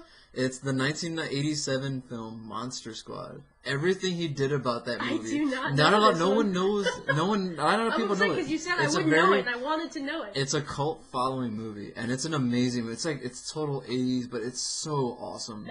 One of the reasons why is the monsters. There's Google this. Google Monster Squad. I'm doing it right now, by the way. I'm Googling. Google Monster Squad Wolfman, and it looks. Yeah, he has a weird looking face. But it looks amazing. And then after that, Google Monster Squad Gillman. Gillman.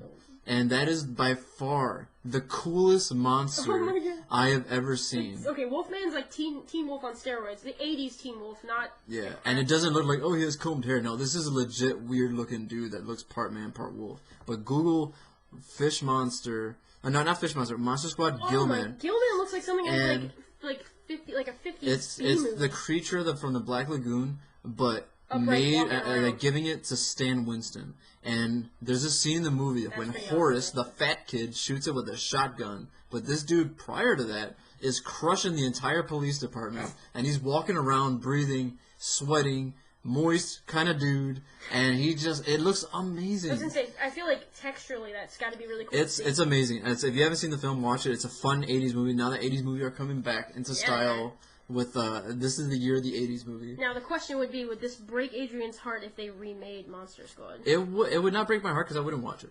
Okay, fair enough. You just ignore it. It's one of those, they tried to remake it or make a sequel to, and I'm like, they're not going to nail it. You don't have Stan Winston. And right now, you don't have it. No, Monster Squad, if you haven't seen it, it's like amazing work. You got the Frankenstein. It's amazing. All your favorite monsters are in the movie. It's terrific.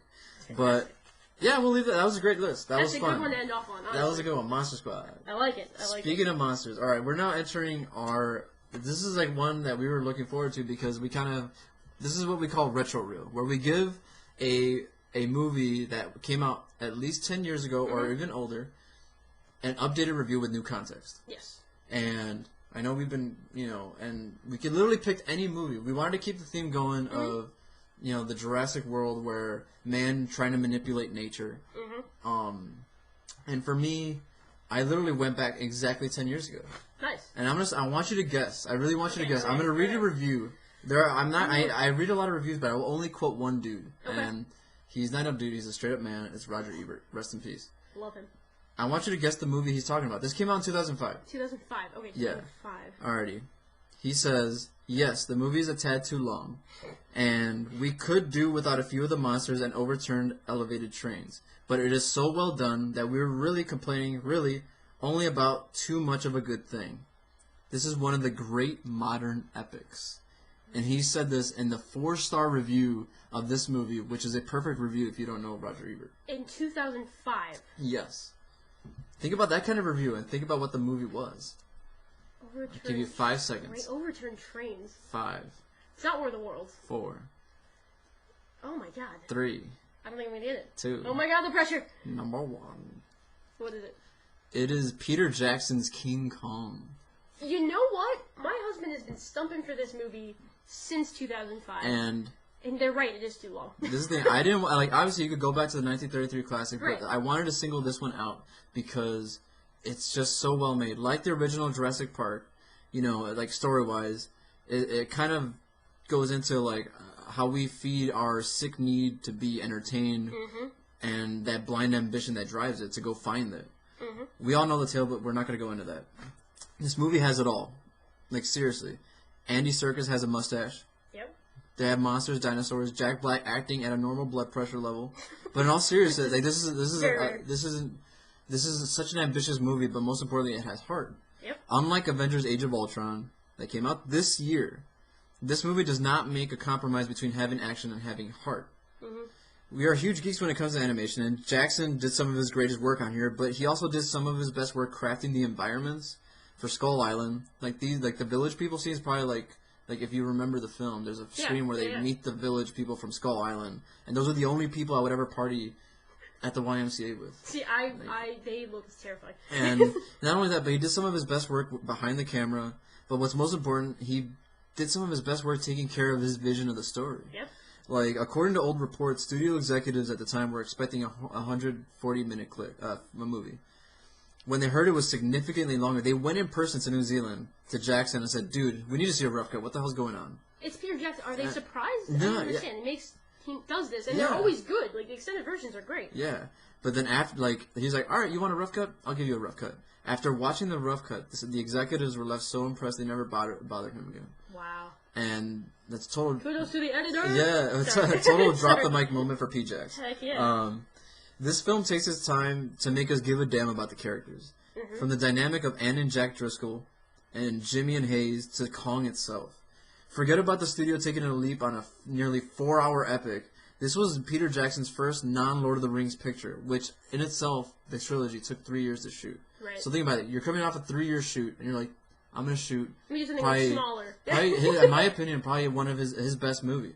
To have the energy and patience to tell this kind of a story is impressive, and it's worth respecting. Jackson used every bit of the 3-hour, 21-minute runtime, and every penny of the $207 million budget at the time. Jurassic World made this weekend. Dude, that's at the time was the most expensive movie ever made.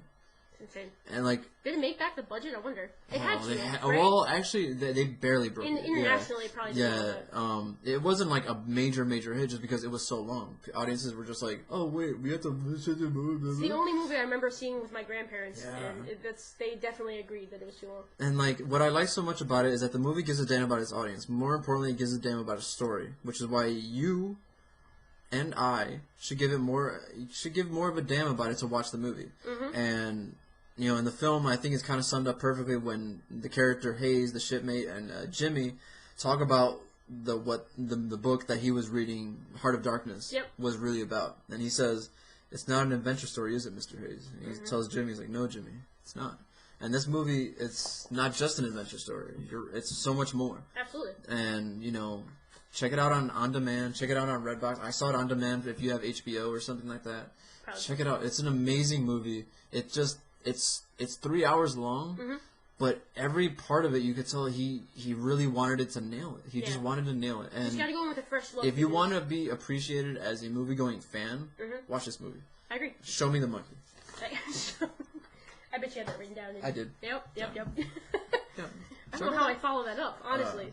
I want to keep in the theme of, you know, the whole could we, should we kind of conversation of just controlling nature, and like we talked about earlier. Yeah.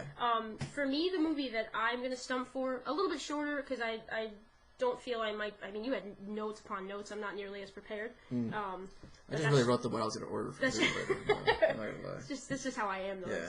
I'm fairly... This is how we do it. Absolutely. We don't have the rights to that, so just pretend we didn't sing that. Sorry. Anyway, this kid's going to get us in trouble in our first podcast. Oh, God. I don't even know how much that could possibly be costing us.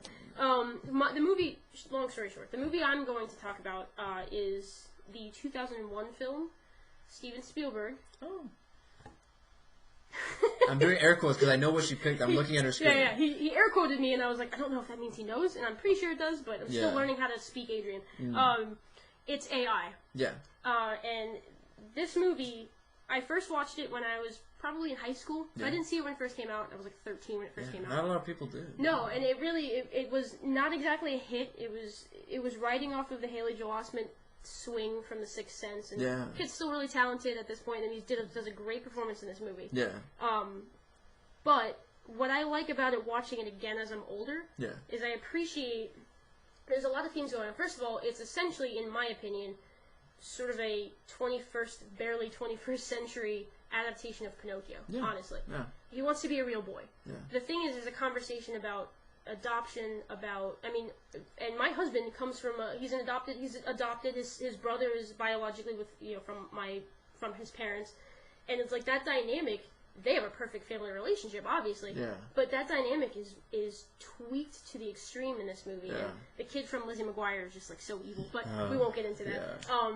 But no, it's interesting to me that this movie, it plays with the themes of artificial versus real. What is real? Yeah. When do we cross the line? What are we doing nowadays with artificial intelligence, or with what the moral compass is with that? And I think this movie was ahead of its time in talking about that 14 years ago. Yeah. The casting's really good. I mean, special effects are also Stan Winston. Yeah. So it definitely it's a mixture of the tone that I think Kubrick was going for at the time, with the subtle touch that Spielberg still had at the time. I think he's kind of lost way with what he likes to do. And there's a huge thing about like Stanley Kubrick having this screenplay, because he had just passed, and quietly those two dudes, Spielberg and Kubrick, were really, you couldn't think of any more opposite people. No, at all. They were friends, and they were kind of, I would say, like, how would I say, like, respected rival friends. Yeah. Because, like, they both analyzed the crap out of each other. More Kubrick than Spielberg. And he was just a naturally cerebral person. I think he always did that. Yeah. And it's just, like, I remember telling you the story the other day. Like, I remember watching, like, this documentary or something after Kubrick passed, that, they spoke to Steven Spielberg, and Spielberg were kind of the first time he met Stanley Kubrick. And he was walking around, I want to say the Universal lot maybe, and that Kubrick walking around wearing just like really garbage clothes, like someone like totally unassuming. Yeah, like he just, imagine what Kubrick, he doesn't care. No. He's a smart, when you're really smart, imagine like a wizard. Like, that's what, no, and I mean that, like, he really was. And like he pulls Steven Spielberg aside, and the Shining had just recently come out, and Kubrick says, "Hey, did you watch my movie? What'd you think?" And Spielberg's like, "Well," I didn't see it. He's like, "Well, and the funny thing is, like, he didn't see it. He only saw some of it. And he was just like, well, and he was trying to be nice. He's like, well, it's not really, it was all right, he's like, I didn't really like it. It's not for me. It's not my taste, whatever." And then Kubrick went on to ask him, he's like, "All right, well, tell me your favorite actor." And Spielberg's like, "What the hell?" And he's like, "All right, I'll just play along." He started naming all these actors, all this stuff, and then and then Kubrick stops him. He's like, "You never said James Cagney." And Spielberg's like, "What does that matter?" He's like, "You didn't say James Cagney. That's why you didn't like my movie." Really, and if you think about it, James Cagney is very much Jack Nicholson, and very harsh, very brash. Yeah, very just when you watch him, he's a lunatic. Cagney was very manic in his expression. Yeah, and Nicholson took it to another level. So that's why, like, when Kubrick, you want to talk about like the genius, the crazy genius, and I mean, like, I don't mean crazy like, oh, he's crazy good, but he literally probably was a little out there. Yeah. You make a film like 2001, you're probably out there. But yeah, like, and the fact that they were such good buddies, and when you think about like losing someone like that, like Stanley Kubrick, a legend in the film, and saying, "I'm gonna take your movie, and I am gonna make it," that's scary. It's a little terrifying. But there's no one else that I could trust doing that other than Spielberg. Even with how dissimilar their tones are, I think. And I think that it may have affected the way people perceived the movie, because I know it was a pet project for Kubrick's for a very long time. Very long time. So I know that maybe that affected the reviews, and maybe that in turn affected who went to see it. But I know my dad's a huge fan of the movie, and he made me rewatch it together, and it really is. It stands up as a movie with really good themes about what we talked about. Really good performances, too. Very good performances, So I think we can jump into our next category, which sort of a nice little quick attempt at us giving a little trivia, some little facts, This little is info. fun, you know. Like when you're on IMDb, you're gonna see like, oh, they always have the trivia at the bottom of the page. I'm like, you know what? Give a little more love. Yeah, because there's something interesting about finding random facts, like saying like, you know, Han Solo was originally, you know, George Lucas's carpenter. Yeah, you're like, what? It's like you just cast your carpenter as that's supposed to be the stud. Yeah, you're like, and what? he steals the movie. Hey, I mean, it's the things that you least expect. Little things, It's yeah, the little things you things. least expect. But what is your trivia of the day? My trivia of the day is just a quick note on our friend Mr. Giacchino, Michael Giacchino. And who is that? He is the composer extraordinaire of Jurassic World. He also did Tomorrowland and Inside Out, which all have come out in the last... will be coming out essentially 4 weeks from Busy year for this man. Very busy year. He's been pretty busy since Alias at this point. Yeah. Okay, so just a fun fact about him. I think he's the closest thing to John Williams that That's high praise. Yeah, I think from our current stable of really good, talented young composers. Yeah. And he's done wonders for Pixar the last, I'd say, 10 years. Yes. But he got his start off of dinosaurs. Ironically enough, How so? he was working at DreamWorks back in the mid to late 90s, okay. and he had an opportunity to give sort of a demo music reel for the Lost World video game that was coming out. Oh, the third is that the second or third? The second one. Okay. And he just kind of did it on a whim. They said, "Can you set up the studio?" And he's like, "Yeah, like I can do it." He does it. They take a listen, and they say, "Steven wants to talk to you." And he's like, "Steven who?" And they're like, "Our boss, Steven Spielberg." And he's like, "What?" So of course he's completely intimidated, but he goes in, talks to him, and Spielberg basically says, "When are we going to record this with a live orchestra?"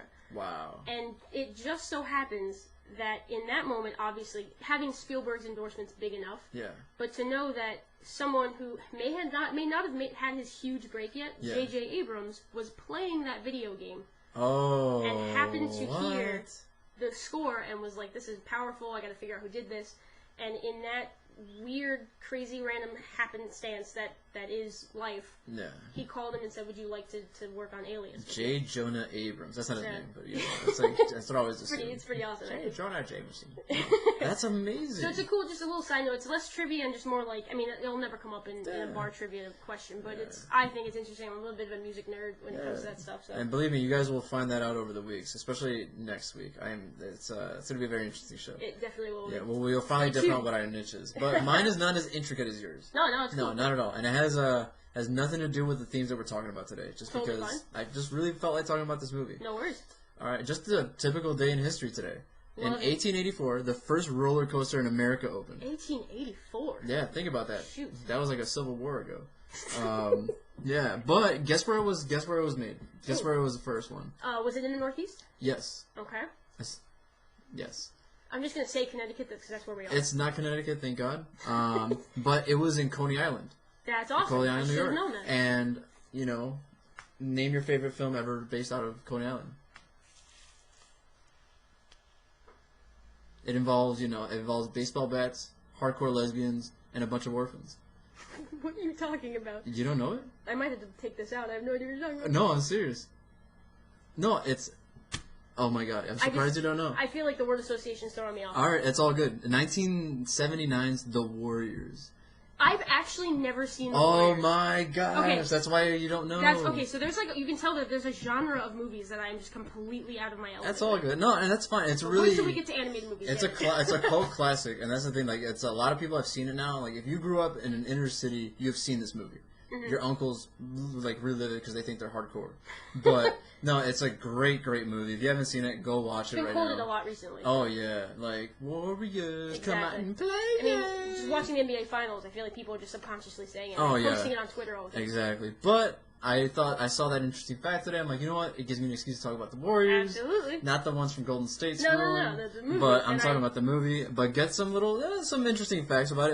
It was set in New York, if you haven't seen it. But it was originally supposed to be set in L.A. Thank God it was not, because eventually we would have had a movie about Crips and Bloods, which was named Boys in the Hood. Yeah. I have seen that, for the record. Yeah. Let the record show. Rumor was that one of the gang members was supposed to be played by a guy that's been in every movie ever made. Sam L. Jackson. Yeah, buddy. God bless the guy. Nick Fury. Two-eyed Nick Fury. That's awesome. All right, and A lot of the filming, specifically one scene with the orphans, was interrupted by a real police chase. Are you serious? So very gritty, yeah. That's amazing. The scene in the men's room inside, which was a very intricate like fight scene, looks very real, but it was the only actual part of the movie that was shot on a set. So they had to build that. So watch that on YouTube. It's pretty cool. That's impressive. All right, the film apparently took 60 days to shoot, but they shot from midnight to 8 a.m. every single time. That's so think about insane. it. That was like what my old shift was when I first started at this network. That sounds about right. It sucks. That's quite nocturnal. Real street gangs appeared in the film. That's not a lie. So they tried to, thank God nothing bad happened. If they were missing cameras, you know what you're getting into. Yeah, right. Dude, yeah, let me see here. The baseball furies in the movie, which are probably like the most taken away, like the memorable part of the movie. Just they're so ridiculous. But the baseball furies are a reference to Second Base, an uptown gang from the 1970s. Second Base wore Letterman jackets with second base across the backs, not baseball uniforms, and painted faces of the Furies. The connection is quite obvious when New York boppers are informed that the Warriors have made it past second base. Yeah, kind of cool little thing. I kind of like that I know this stuff going into the movie. Yeah, and get this, the main character Cyrus, for who many of you know the movie, I'm not going to ruin it for you, but Cyrus plays a big role in everything that happens. But according to executive producer Frank Marshall, they originally hired a real gang member for the role of Cyrus. Really? But they could not find him on the day of shooting, and never heard from him again. What? According to Michael Beck, What? however, Roger Hill was always supposed to play Cyrus, so the real story remains a mystery. That's just kind of fun. But yeah, that was my little trivia. I like it. Watch The Warriors if you have not seen it. It's the perfect summer movie. I'll say that. So my homework, ladies and gentlemen, is Monster Squad, Predators, and The Warriors. Yes. Because apparently I am a stereotypical girl and have not seen these classics. Well, it's one of those where, like, Predator's amazing. That goes without saying. But, Yeah, like, the other two, it's Monster not Squad is really 100%. obscure. This is the thing. I saw it because it was on VHS tape from my parents. And I fell in love with it. I grew up with it, and that's what it got me into monsters. That's probably why I haven't seen it, because I don't think those are movies that my parents grew up idealizing. So, okay, so we have one more cool segment for you guys. It's called The Fourth Wall. Ooh, what is that? It is a chance for us to either address directly or to address toward the audience about a particular topic. The whole time, Adrian and I have been talking to each other. But this is a chance for us to just kind of take a moment and just say our piece about something. I'll go first. Mine is a little bit somber. I was going to mention this in the news, but I thought it would be better to take a moment to actually write something out about it. This past week, we lost Sir Christopher Lee, classic actor. If you guys don't necessarily know who he is, you've seen him in a lot of things. I mean, he's Saruman, he's Dracula from most of the movies in the 50s and 60s. The Wicker Man. Yeah. Wicker Man, absolutely. I mean, don't talk about the remake. I'm talking about the original. That's high praise. I'm going to just read a quick thing about him. It's not related to our Jurassic World theme or anything like that, but I thought it was really important to talk about. So the world lost Sir Christopher Lee last week at the age of 93. To say that the English actor had a prolific career would be a gross disservice to the man, and an inexcusable miscalculation of the truly complete life he lived. We know him as the face of countless iconic villains like Dracula and Saruman, like I said earlier. But Lee was just as interesting off the screen as he was on it. In fact, Lee holds several Guinness Book World Records in a variety of categories, including the record for most appearances on screen with over 270 credits. What? Tallest male lead in a film, which he now shares with Vince Vaughn, ironically enough. And the record for being the most connected actor in Hollywood. I guess statistically they figured out it's not Kevin Bacon, it's actually Christopher Lee. But only a truly incredible person like Sir Christopher Lee could take a career spanning 8 different decades and, in short, render that accomplishment downright trivial in comparison to his service in World War II. Lee served in the Royal Air Force as an intelligence officer, spending the first part of his tour in North Africa and Italy before moving to Winston Churchill's elite special operations executive, whose missions were so secretive that it is said they are still classified. So, and this is before he was 25, and this is before he even started acting. Wow. This is crazy, he's had such a full life already. Side note, the Special Ops team was actually called the Ministry of Ungentlemanly Warfare, which actually sounds like a Harry Potter movie, directed by Edgar Wright. Was Sean Connery a part of this group? It sounds like League of Extraordinary Gentlemen, for sure. But that's beside the point. So back to the point, Sir Christopher Lee was so much more than just the consummate movie villain. He spoke several different languages, was a champion fencer, and recorded his own heavy metal album at the age of 88. He was the step-cousin of Ian Fleming, yes, that Ian Fleming, and he's the only actor to appear in 2 Best Pictures that won in a span of 50 years. Wow. He was in Hamlet in 1948, and he was in Return of the King in 2003. Wow. He's the only member of the Lord of the Rings cast who's actually met J.R.R. Tolkien. He met him It was like a fleeting moment. He was really starstruck and just only said like a sentence, but he still met him. And he meant something different to each generation with which he introduced himself, creating a career that laughed in the face of typecasting and instead demanded that you take notice. Yeah. In short, he was too good to be ignored, and I'm sure I speak for his countless fans, both old and new, when I say he will be missed. That is very well put. So I'm not going to add anything to that because the guy's a legend. Really? The guy had one of the great voices, probably the greatest voice you could ever do. Oh, yeah. The guy sang when he talked. His deep baritone. It wasn't even deep. It was like a baritone. Yeah, he's terrific, man. I loved him. That's my piece. He did a lot of voiceover stuff for Tim Burton too. He was amazing. He had a second life and career as a Tim Burton guy and all the Lord of the Rings. So it was cool. Yeah, mine is it's pretty much just a love letter. Nice. I remember we were talking about what I could do for Fourth Wall for our first segment. And I thought it was gonna be something like, some people don't know what a good movie is, but you know what? It looks like some people. We'll get jaded. This is the first one. There is one studio that knows how to make a good movie. Okay. And they're coming back to do more movies. Ooh. And it's LucasFilm. Yeah, but. And recently, just today, or not today, but like the other day, it was announced that Forrest Whitaker is joining.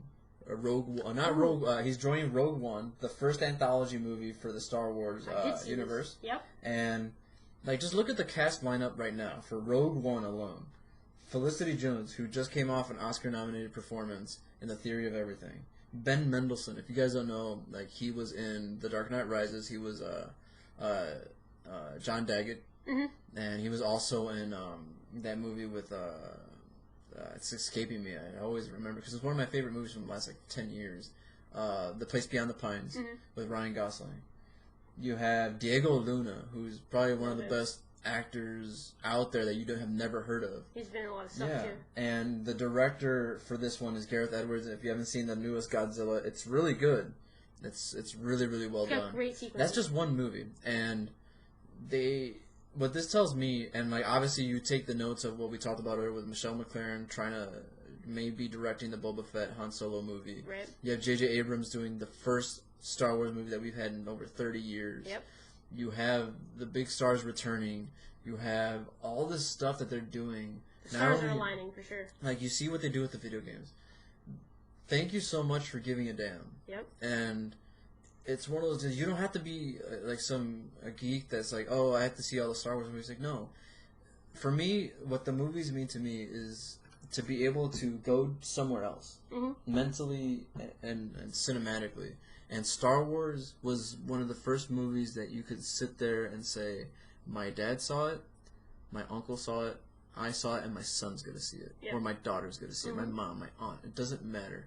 It's one of those deals where if Jurassic World made this amount of money, imagine what the money 3 generations of people are gonna go to watch this movie. They're not gonna be enough theaters. No, yeah. They're not. I'm serious. There's not gonna be enough theaters for people to go watch this movie opening weekend.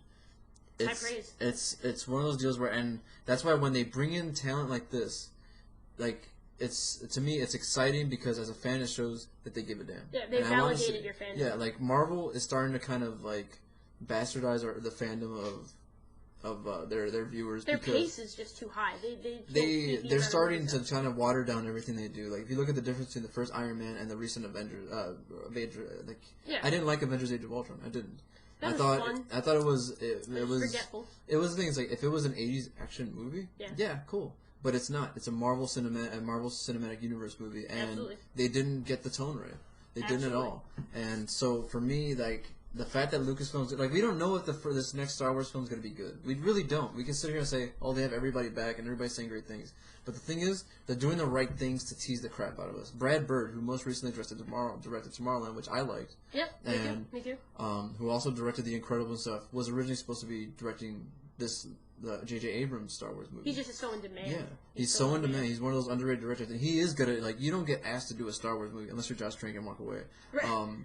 That's another story altogether. He's gonna come back and do this. They're going after the best directors that are out there right now. They're going after the best actors that are there right now. Absolutely. Not just not guys you know, that could play a bunch of things, but guys that are perfect for their role. Look at the original Star Wars movies. They're perfect for their role. Darth Vader, they got the right voice, and they got the right body actor. Yeah, I mean... Like, they got it right. It's true, and the original Star Wars, obviously, like, Harrison Ford ended up being a megastar, but those are things that, like, were projected after And look at that. Like, Han Solo and like, Indiana Jones, kind of the same dude. Name me a role that you were really impressed by Harrison Ford outside of those two roles.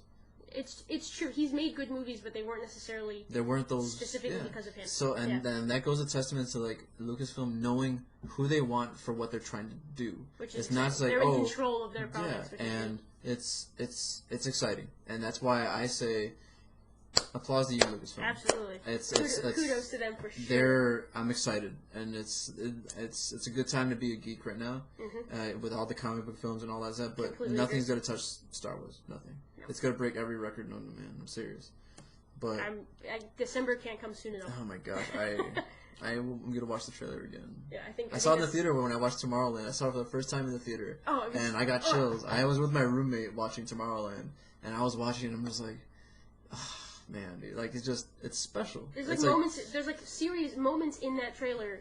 In that 2-minute trailer, that I just get goosebumps periodically. You listen to the music. You listen to you love John Williams. He's coming back for it. And like you, the second you see the Millennium Falcon, and you just hear the music, you're just like, and then you hear, Chewie, we're home. And I'm just like, oh my god! Even people in their 40s went back to being 12. Everyone's just like, oh my god! I remember you saw I was at work when we saw the trailer for the first time, and I had to get up and come over. I remember I grabbed you. I'm like, you Jen, have to see. I'm like, Jen, there's a new Star Wars trailer, and That's you literally got up away from your edit, and you're like, okay, I'm gonna watch it. I remember you were like kneeling down, and when you saw that, I remember it was me and my friend Hugo, and you literally just stood up and like furled your arms like a chicken. I totally did. I completely reacted appropriately, but it looked like from the outside that we were losing. We were at work, and like I remember when I watched it first with my friend Hugo at work, and he and I just shouted. We were like, "Oh my god!" They totally fangirled. And then everybody downstairs was like, "What's going on?" There was a lot of people down like where we were working, and they're like, "What's going on?" Like, dude, there's a new Star Wars trailer. They're like,